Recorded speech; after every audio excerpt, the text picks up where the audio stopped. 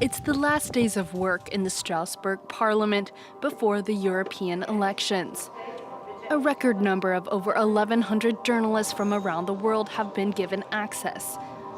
Between rounds of voting, the corridors are not filled with discussions about the climate or economics, but rather unmasking spies in Parliament. MEPs have just learned of the arrest of a parliamentary assistant for Maximilian Krah from the far-right Alternative for Germany party. Natürlich sind Spione ein Problem. The man is accused of spying for the Chinese. This comes just days after the news website Voice of Europe was discovered to be under Russian influence and where several far-right MEPs openly defended pro-Russian stances. A year after Qatargate and the discovery of suitcases of cash at the home of Eva Kaili, the vice president of the European Parliament, reports of interference have multiplied, revealing the fragility of European institutions. Attempts to influence and corrupt MEPs have intensified since February 2022, the start of the war in Ukraine. I remember a far-right MEP saying, "What's all this about Ukrainian children being kidnapped by Russian forces?" Nothing of the sort. Russia has sheltered Ukrainian children who were being bombed by their own army. And he's telling this story in plenary. I mean, he has some nerve. Now, was this MEP paid to do this? I don't know, but in any case, he did it. When it comes to interference, MEPs from the far right are often accused. But to achieve their goal, foreign powers cast a wide net.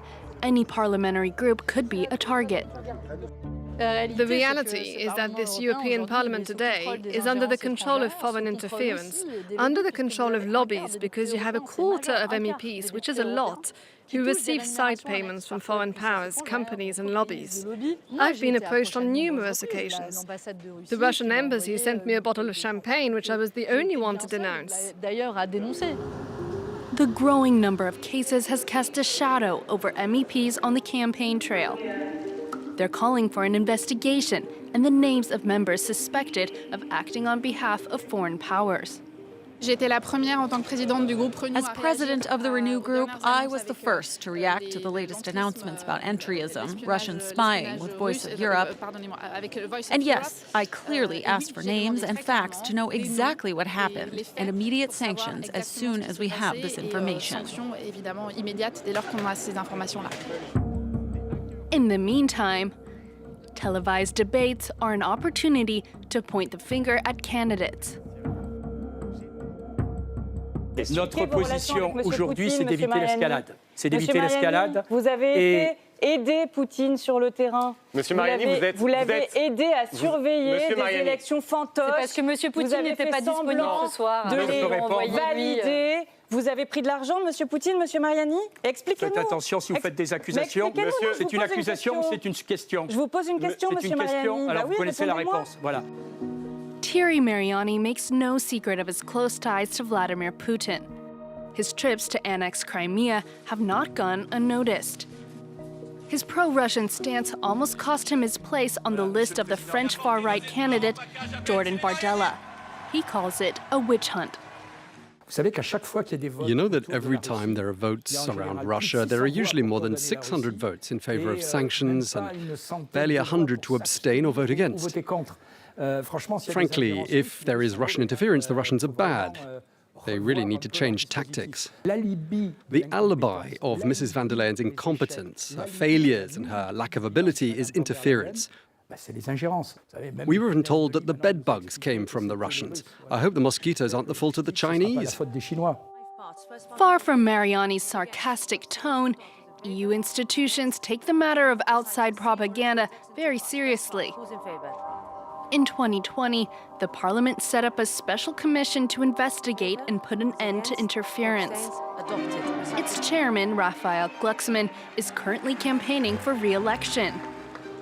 For him, foreign interference jeopardizes European sovereignty on the world stage. Aujourd'hui, au Qatar. Today in Qatar, today in Moscow, or today in Beijing. They think that European public life strongly resembles a supermarket where you can come and do your shopping. Well, we're going to put that to an end.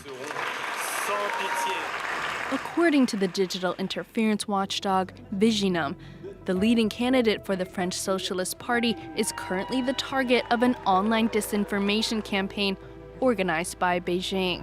It's not a huge surprise.